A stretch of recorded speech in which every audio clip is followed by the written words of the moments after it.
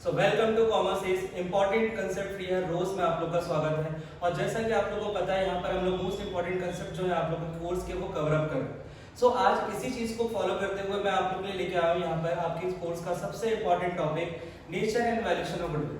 Sir यहाँ पर आपको nature and valuation of goodwill को सबसे इंपॉर्टेंट क्यों बोल रहे हैं? बिकॉज ये टॉपिक तो बहुत छोटा है, बट आपके पार्टनरशिप के सारे चैप्टर्स के साथ वो ऐड होता है।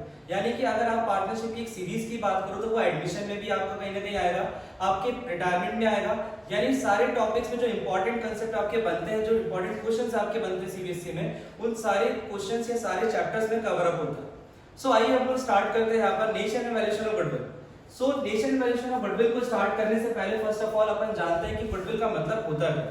11th में आपको थोड़ा बहुत आइडिया तो मिल चुका होगा, what is the meaning of goodwill. Sir हमें पता है गुडविल का मतलब क्या होता है, इंटेंजिबल एसेट। सर एक ऐसा एसेट जो कि इंटेंजिबल है। What is the meaning of intangible? Intangible assets are those assets which can not be seen और टच्ड बाय अस। ऐसे एसेट्स जिसको अपन देख नहीं सकते और छू भी नहीं सकते। सिंपल है, बहुत सिंपल है। तो सर ऐसे एसेट्स होते हैं क्या? बिल्कुल होते हैं, जिनका एग्जिस्टेंस तो होता है अपने बिजनेस में, फिजिकल एग्जिस्टेंस नहीं होता। आप ये समझोगे फिजिकल एग्जिस्टेंस नहीं होता। तो हमारे बिजनेस को कहीं ना कहीं रिप्रेजेंट करते हैं क्या? बिल्कुल, आपके बिजनेस को रिप्रेजेंट करते हैं, आपके बिजनेस में इंपॉर्टेंट रोल भी प्ले करते हैं, आपकी प्रॉफिट अर्निंग को कहीं ना कहीं ये मैक्सिमाइज करते हैं। तो समझते हैं अपन नेचर वैल्यूएशन गुडविल को, आगे बढ़ते हैं और देखते हैं यहाँ पर सिंपल सी चीज किस तरह की बात कर रहे हैं सर आप, किस तरह से आपके बिजनेस को रिप्रेजेंट करते हैं। तो फॉर एग्जांपल जैसा कि आप लोग को यहाँ पे पिक्चर में दिख रहा है, सपोज मैंने एक बिजनेस स्टार्ट किया और बिजनेस स्टार्ट करने के बाद मैंने उसमें कुछ कैपिटल लगा हुआ, जो बेसिक चीजें आपको ऑलरेडी पता है। क्या बेसिक चीजें आपको ऑलरेडी पता है कि सर हम लोग जब कोई बिजनेस स्टार्ट करते हैं ना, तो हम लोग कुछ कैपिटल उसमें पुट करते हैं। और उस कैपिटल से सपोज करो कि मैंने कुछ फर्नीचर खरीदा, मैंने शॉप खरीदी, मैंने इक्विपमेंट्स खरीदे और बहुत सारी चीजों को परचेज करके मैंने एक बिजनेस स्टार्ट किया। होता क्या है, फिर 1 साल 2 साल बाद चीजें अपनी क्या होती है, वैल्यू चेंज होने लगती है बिजनेस की। कैसे बिजनेस की वैल्यू चेंज होती है, किस टाइप की वैल्यू की मैं बात कर रहा हूँ? जैसे सपोज करो यहाँ पे क्या लिखा है, net value of business 70 lakh rupees. What is the meaning of net value? कि सर हमने जो कैपिटल पुट किया, इतने रुपए की तो चीज हमारे बिजनेस में एग्जिस्ट करती है। बट आपको यहाँ पे ध्यान देना होगा कि जब मैंने बोला मार्केट वैल्यू ऑफ बिजनेस, तो it will be of 75 lakh. Sir ऐसा हो सकता है कि किसी बिजनेस की जब हमने नेट वैल्यू पता की उसकी 70 लाख है, बट फिर भी हम मार्केट में उसको पता करना चाह रहे हैं मार्केट वैल्यू, या मार्केट में कितने की वो बिकेगा आज की तारीख में बिजनेस, तो आपने बोला 75 लाख रुपीस का। तो सर 70 लाख की चीज 75 लाख रुपीस की आप कैसे ले सकते हो? 5 लाख रुपए जो आप यहाँ पर एक्स्ट्रा डिमांड करते हो या फिर एक्स्ट्रा शो कर रहे हो, रिप्रेजेंट कर रहे हो अपने बिजनेस का, this value will be your goodwill. अपन बोल सकते हैं गुडविल का पैसा ही 5 लाख रुपए हो सकता है। हमने बिजनेस जब स्टार्ट किया और खूब सारे एफर्ट डाले, उसके अंदर मेहनत की, मेहनत करने के बाद हमने अपने बिजनेस का एक नाम बनाया। फॉर एग्जांपल जैसे यहाँ पर बोला गया कि Narula ice world sweets and kulfi. अब इतनी फेमस हो गई कि लोग इसके नाम से आ रहे हैं इसके पास, तो कहीं ना कहीं हम लोग बोलेंगे कि हाँ सर, अगर इसके नाम से आपके कस्टमर्स आ रहे हैं बहुत सारे, तो इसका मतलब क्या है कि इस बिजनेस की गुडविल मार्केट में बहुत अच्छी चल रही है। यानी कि इसने अपने इतने सारे एसेट्स में एक गुडविल नाम का एसेट भी क्रिएट कर लिया, जिसके यहाँ पर ये बोल रहा है कि मार्केट वैल्यू मेरी 75 लाख रुपीस है, बिकॉज 5 लाख रुपए मेरे जो है ना वो गुडविल के आज की तारीख में बन रहे होंगे। तो सर ये जो वैल्यूएशन ऑफ गुडविल आपने 5 लाख रुपए बोल दिया, आप ये भी तो बोल सकते हो सर हम लोग एक फर्नीचर खरीदते हैं ना, तो उसकी प्राइस तो हमें पता होती है कि यार ये 20,000 का है, ये 50,000 का है, जो भी बिल्डिंग खरीद रहे तो भी आपको पता ही 5 लाख रुपए की 10 लाख रुपए। आप कैसे किसी एक ऐसे एसेट का वैल्यूएशन कर सकते हो जो कि सर हम देख ही नहीं सकते, हम छू ही नहीं सकते? तो कहीं ना कहीं माइंड में आपको कंफ्यूजन आ रहा होगा, सर ये कैसे पॉसिबल है? तो इसी चीज को अपन यहाँ पर बहुत इजी करने वाले हैं कि कैसे किसी गुडविल या किसी इंटेंजिबल एसेट का वैल्यूएशन किया जाता है, किस तरह के मेथड अप्लाई होते हैं या किस तरह की थ्योरेटिकल पोर्शन अपना अप्लाई होता है कंसेप्ट के फॉर्म में। तो अपन इसमें आगे बढ़ते हैं और देखते हैं मीनिंग ऑफ गुडविल। तो यहाँ पे देखते हैं अपन सबसे पहले कि यार गुडविल जो है ना वो किस तरह से रिप्रेजेंट करता है। तो आपने बोला सिंपल सी चीज कि सर यहाँ पे ब्रांड नेम, आप किसकी बात कर रहे हो? ब्रांड नेम की। कि सर ₹5 लाख जो एक्स्ट्रा आपको सर ने भी बताया था वो किस चीज का होगा? ब्रांड नेम का होगा। कस्टमर साइज, आपको भी पता है कि अगर आप बिजनेस आज स्टार्ट करते हो तो आप एक महीने में ज्यादातर 10 कस्टमर लेके आ रहे हो, 20 कस्टमर लेकर के आ रहे हो या 50 लेकर के आ रहे हो। बट अगर कोई रनिंग बिजनेस होगा, यानी जो 4-5 साल से चल रहा होगा, उसके पास एक अपना कस्टमर बेस होगा। होगा कि नहीं होगा? बिल्कुल होगा। तो हाँ सर, ये जो 5 लाख रुपए एक्स्ट्रा है ना, वो ब्रांड नेम के हो सकते हैं, वो कस्टमर साइज के भी हो सकते हैं। सप्लायर्स सर सिंपल सी चीज है। अब ये सप्लायर्स किस तरह से अट्रैक्ट कर रहा है यहाँ पे 5 लाख रुपए में, तो आपको यहाँ पे दिमाग में क्लिक करना चाहिए सिंपल सी चीज, जब सर किसी गुड्स की डिमांड बहुत ज्यादा, फॉर एग्जाम्पल अभी जो कोविड सिचुएशन आपकी चल रही है, और कोविड सिचुएशन में आपको पता है बहुत सारे इंजेक्शन की डिमांड ज्यादा हो रही थी। आप जो प्रोडक्शन कर रहे हैं, सपोज कोई भी प्रोडक्शन इस चीज का कर रहा है, इंजेक्शन का कर रहा है या वैक्सीन का कर रहा है, वैक्सीन का तो चलो एक्सेप्शन केस है, वो सिर्फ गवर्नमेंट को मिल रहा है, बट कुछ इंजेक्शन जो नॉर्मल बिजनेस को या नॉर्मल शॉपकीपर्स तक भी पहुंचते थे, तो वो सप्लायर्स उन्हीं को पहले पहुंचाते जिनकी गुडविल अच्छी होगी। क्यों ऐसा क्यों बोला गया? सर नॉर्मल नया बिजनेस है, अब नए बिजनेस को वो लोग इस टाइम पर जिस चीज की डिमांड इतनी ज्यादा है, जिसमें बहुत सारे बड़े बड़े बिजनेस बोल रहे हैं कि हमें वैक्सीन चाहिए, हमें इंजेक्शन चाहिए, उस टाइम पर अगर किसी ऐसे बिजनेस को वो दे रहा है, तो सर वहां पर वो उसको स्टॉप करेगा और बोलेगा नहीं यार, मेरे साथ जो कंटिन्यूसली बिजनेस कर रहा है, जिसमें जो बल्क परचेसिंग करता है, जो मेरे साथ से 5 साल रिलेशन है, मैं उसको पहले सप्लाई प्रोवाइड करूंगा। तो ये समझना आपको बहुत जरूरी है कि 5 लाख रुपए में आपके सप्लायर्स भी कुछ एक्स्ट्रा मिल रहे हैं, वर्कफोर्स बना बनाया है, ये सारी चीजें मिला करके आप बोल सकते हो कि हाँ सर ये जो पूरा 5 लाख एक्स्ट्रा है ना, जो आपने बोला नेट वैल्यू और मार्केट वैल्यू का जो डिफरेंस है, वो डिफरेंस इन चीजों का बेनिफिट आप लोगों को प्रोवाइड करता है, ताकि आपको लगे कि हाँ यार जो मार्केट वैल्यू में 5 लाख रुपए एक्स्ट्रा पे करूंगा ना, तो मुझे इन सारी चीजों का बेनिफिट हो जाएगा, रेदर देन कि मैं आज बिजनेस स्टार्ट करूंगा तो मेरे पास ये सब नहीं होगा। मैं पहले दिन ही बिजनेस स्टार्ट करूंगा, मेरा ब्रांड नेम बन जाएगा क्या? नहीं सर, आपका पहले दिन कैसे बनेगा? बनाना पड़ेगा। तो आपको ये चीज समझनी पड़ेगी, ठीक है। देन गुडविल की अपन डेफिनेशन की बात करते हैं कि सर गुडविल होता है, तो बहुत एक सिंपल सी बहुत अच्छी सी डेफिनेशन आपके सामने स्क्रीन पे दिख रही है, क्या कि goodwill is an intangible asset. क्या लिखा हुआ है यहाँ पर? Goodwill is an intangible asset linked to an established business built over the time. बहुत इजी से समझने में कि सर आपकी जो है ना एक इंटेंजिबल एसेट है जो कि जनरेट होती है बिजनेस में टाइम के साथ, क्योंकि आपको पता है कि सर आपने यहाँ पे एफर्ट्स की बात की, आपने एक मार्केट की इज्जत की बात की, तो वो पहले दिन कैसे क्रिएट होगी? नहीं, जब आप बहुत अच्छा काम करोगे, बहुत अच्छी सर्विस प्रोवाइड करोगे, तो ये ऑटोमेटिकली बिजनेस की मार्केट के अंदर गुडविल जनरेट होने लगती है। आपकी कितने रुपए की वो आपको नहीं पता चलेगा जब तक आप उसका वैल्यूएशन नहीं करोगे, बट हाँ गुडविल क्रिएट होने लगती है। कैसे क्रिएट होती है? जब आपको पता चलता है कि हाँ यार मेरा बिजनेस प्रॉफिटेबल है। यानी कि मैं आपको यहाँ पर एक बहुत इजी सी लैंग्वेज में समझाना चाहूंगा कि goodwill is directly proportional to profit. क्या बोलेंगे अपन कि सर प्रॉफिट से ऐसा हो सकता है क्या कि 3 साल बिजनेस चला और तीनों साल लॉस दिया, और अपन बोल रहे मार्केट में तो हमारी गुडविल बहुत अच्छी है। भाई अगर गुडविल अच्छी थी तो आपका प्रॉफिट जनरेट होना चाहिए था ना, और अगर प्रॉफिट नहीं दे रहा आपका बिजनेस, तो फिर किस चीज की गुडविल? फिर कौन सा कस्टमर बेस की बात करो, कौन से ब्रांड नेम की बात करो, या कौन से सप्लायर्स की बात करो, ये पॉसिबल नहीं होता, ठीक है। ये ध्यान रखना आप लोग की गुडविल की जितनी अच्छे से आपको थ्योरी समझ में आएगी, उतने अच्छे से आपको क्वेश्चंस बहुत इजी लगेंगे, बिकॉज अकाउंट्स में क्वेश्चन की लैंग्वेज को तोड़ना बहुत ज्यादा इंपॉर्टेंट। कंसेप्ट तो समझ में आ जाते हैं, फॉर्मूले भी समझ में आ जाते हैं, बट कब कौन सा फॉर्मूला अप्लाई होगा ये चीज आपको लैंग्वेज के अकॉर्डिंग क्लियर होगी, ठीक है। तो ध्यान से समझना, अभी बहुत इंपॉर्टेंट चीज है। मैंने क्या बोला? Goodwill is directly proportional to profit, कि अगर प्रॉफिट ज्यादा होगा तो मार्केट में बिजनेस की गुडविल भी बढ़ रही होगी, अगर प्रॉफिट ही नहीं हो रहा होगा तो सिंपल सी चीजें गुडविल भी जनरेट नहीं हो रही होगी। फिर कुछ आगे हम लोग फटाफट बात करते हैं। आगे क्या बात की सर आपने यहाँ पर? Factor of existence of goodwill. कैसे पता चलेगा कि गुडविल एग्जिस्ट करती है बिजनेस में या नहीं करती? तो कुछ फैक्टर्स आपको दिख रहा है, मैं शॉर्ट में जल्दी जल्दी आपको समझाता हूं कि किस तरह के फैक्टर्स हैं, फिर फटाफट हम लोग किस पे आते हैं? अपने मेथड्स पे एंड वैल्यूएशन पे, ठीक। तो पहला क्या दिख रहा है आपको यहाँ पर? ये आपके ना कॉमन सेंस के लिए बहुत इंपॉर्टेंट है। कॉमन सेंस के इन द सेंस कि आप ना अगर खुद का बिजनेस सेटअप करते हो 12th के बाद या ग्रेजुएशन के बाद, तो आपको ये ध्यान रखना पड़ेगा कि भाई मुझे अगर मेरे एक छोटे बिजनेस को ब्रांड लेवल का प्रमोट करना है, ब्रांड लेवल तक पहुंचाना है ना, तो मुझे ये सारी चीजों पे काम करना पड़ेगा। पहला क्या बोला गया? Good public relation. इसका मतलब क्या है सर? अगर आपका पब्लिक के साथ रिलेशन बहुत अच्छा होगा तो कहीं ना कहीं आपकी जो मार्केट में आपके काम की, आपके बिजनेस की बात होगी, और बात होगी तो आपको भी पता है कि एक से एक जुड़ते जाते हैं। है ना। तो आपके पास एक कस्टमर आया, आपने उसको बहुत अच्छी सर्विस दी, आपने बहुत अच्छे से ट्रीट किया, तो वो आपके मार्केट में जाके वो आपके बिजनेस को रिप्रेजेंट करेगा। अब वो घर जाएगा, यार वो बहुत अच्छी शॉप है, या कभी किसी से उसने बोला कि कुछ परचेस करना है, वो आपका रेफरेंस देगा। तो हाँ सर, ये वाला फैक्टर ना हमें इस पे ध्यान देना, ठीक है।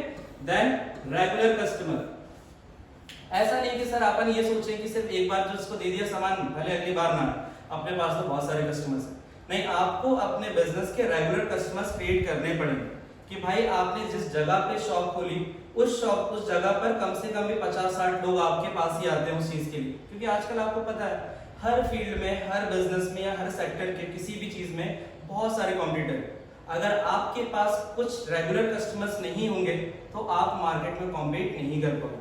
Then next will be of quality maintenance. Suppose यहाँ पे हम बात करें अगर किसी का प्रोडक्शन का काम है किसी बिजनेस का, या सपोज करो कोई अगर मान लो रिटेलर भी है, तो वो जो भी चीज प्रोवाइड कर रहा है अपने कस्टमर को, ऐसा ना हो कि सर स्टार्टिंग में उसने अपना गुडविल बनाने के लिए बहुत अच्छी सर्विस दी, बहुत अच्छी चीजों का मतलब अच्छी मटेरियल की चीजें प्रोवाइड करा उसने, कोई भी चीज, बट वो चीज 1 साल तक 2 साल तक सर कंटिन्यूसली आपको देनी पड़ेगी। क्वालिटी जो है ना वो आपकी, ऐसा नहीं होता कि आपने स्टार्टिंग में दे दी कस्टमर बनाने के लिए, जहां आपकी क्वालिटी गिरेगी वैसे ही आपकी गुडविल भी कम होने लगेगी, बिकॉज आपसे कस्टमर दूर जाने लगेगा। तो ये बहुत कॉमन सेंस की बात है, आपके चैप्टर के साथ साथ आपकी लाइफ के लिए भी बहुत ज्यादा इंपॉर्टेंट है, ठीक है। देन हम लोग बात क्या कर रहे हैं, मैनेजमेंट स्किल्स, किस तरह से चीजों को मैनेज करना है ये भी आना चाहिए। भाई बिजनेस है, बिजनेस को आपको रन करना है, ग्रोथ करना है, तो हमने पढ़ा हुआ बिजनेस स्टडीज में, आप सभी लोगों ने बिजनेस स्टडीज के सारे कांसेप्ट्स को फॉलो किया, उसमें देखा है आपने मैनेजमेंट कितना इंपॉर्टेंट रोल प्ले करता है। तो सर गुडविल भी जनरेट होगी, उसमें भी मैनेजमेंट जो है वो इंपॉर्टेंट रोल प्ले करेगा। एक इंडिविजुअल इंसान खड़े होकर के गुडविल क्रिएट नहीं करता, जितने भी बिजनेस में लोग इन्वॉल्व होते हैं उन सभी का कंट्रीब्यूशन होता है, और वो सारे कंट्रीब्यूशन को मिला करके ही मार्केट में गुडविल को इंक्रीज किया जा सकता है, अपने बिजनेस को ग्रोथ किया जा सकता है, ठीक है।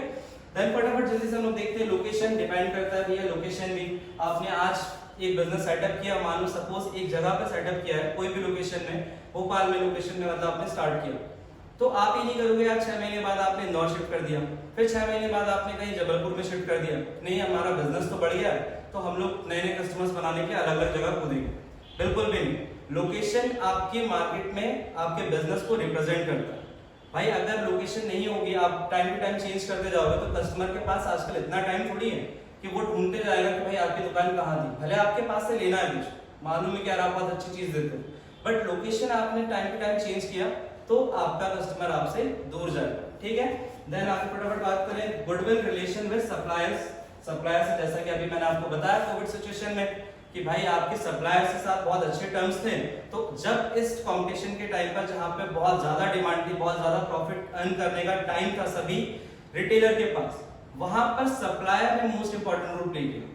जिसने सप्लायर ने जिसको वो चीज प्रोवाइड करी, गुड्स प्रोवाइड किया, वो प्रॉफिट अर्न कर पाया, और जिससे सप्लायर मान लो कि नाराज थे और सपोज उन्होंने नहीं दिया उनको या बहुत कम क्वांटिटी में दिया, तो उनके पास एक अच्छा मौका था प्रॉफिट अर्न करने का और वो नहीं कर पाए। तो ये चीज आपको समझनी पड़ेगी कि सप्लायर भी इंपॉर्टेंट रोल प्ले करते हैं। अगर आपकी गुडविल अच्छी है तो आपके सप्लायर के साथ भी टर्म्स बहुत अच्छे होंगे, आपके साथ हर कोई इंसान बिजनेस करना चाहेगा, आपको चाहे कस्टमर की बात करें अपन या फिर सप्लायर की या फिर प्रोडक्शन कोई भी कंपनी, ठीक है। देन लास्ट क्या सर, एम्प्लॉइज, ये तो हर जगह ही है सर। अगर आप अपने एम्प्लॉइज को अच्छी तरह ट्रीट करोगे तो वो लोग इतना एफर्ट डालेंगे अपनी तरफ से भी, इंडिविजुअली एफर्ट्स को पुट करेंगे, जिसकी वजह से बिजनेस ग्रोथ करेगा। ये सारे जो कंसेप्ट है कहीं ना कहीं सिमिलर है आपके बिजनेस मैनेजमेंट के कंसेप्ट से, बट आपको ये ध्यान देना है कि सर हम लोग क्या पढ़ रहे थे, factor of existence of goodwill, कि अगर आपको गुडविल अपने बिजनेस के अंदर एग्जिस्ट करवानी है या फिर कैसे पता चलेगा एग्जिस्ट कर रही है, तो सर आपको इन फैक्टर्स पे ध्यान देना पड़ेगा, ठीक है। देन आगे फटाफट मूव करते हैं अपन और देखते हैं अगली स्लाइड में क्या है अपने पास, टाइप्स ऑफ गुडविल। यहां से आपका प्रैक्टिकल कंसेप्ट स्टार्ट होता है। इट मींस कि जो सीबीएसई में आपके अकाउंटिंग का पार्ट है, अभी तक अपन ने समझा बिल्कुल थ्योरेटिकल पोर्शन की गुडविल से रिलेटेड सारी चीजें डिस्कस कर ली और समझ भी ली, एक आपको कहीं ना कहीं एक आइडिया हो चुका है, थॉट प्रोसेस क्लियर हो चुका है। अब अपन यहां से स्टार्ट कर सकते हैं अपना प्रैक्टिकल पार्ट। तो प्रैक्टिकल पार्ट स्टार्ट करने से पहले आपको ये पता होना चाहिए कि कितनी तरह की गुडविल होती है। तो सर टाइप्स ऑफ गुडविल में पहला इंपॉर्टेंट ऑब्जेक्टिव में भी पूछा जाता है, 2 तरह की गुडविल होती है, कौन कौन सी हम लोग यहाँ पे बात कर रहे हैं। सर पहली goodwill which is your purchase goodwill and self generated goodwill। दोनों का डिफरेंस भी आपको पता होना चाहिए, बिकॉज सीबीएसई बार बार इसको घुमा करके कहीं ना कहीं पूछता है। एक कहीं ना कहीं फिलिंदा ब्लैंक से चूज द में आपको पूछ लिया जाता है, एक पूरी की पूरी लाइन डिकोड की उन्होंने और आपको एक चूज द में डाल दिया, it will be purchase goodwill और सेल्फ जनरेटेड गुडविल। तो अगर आपको एग्जैक्ट नहीं पता होगा तो कहीं ना कहीं आपको कंफ्यूज हो जाओगे, बिकॉज सीबीएसई आपको पता है कि वो तो बहुत अच्छे मूड में होता है, क्वेश्चन को इतनी बार चेक करता है कि किस तरह से बच्चों को कंफ्यूज करे।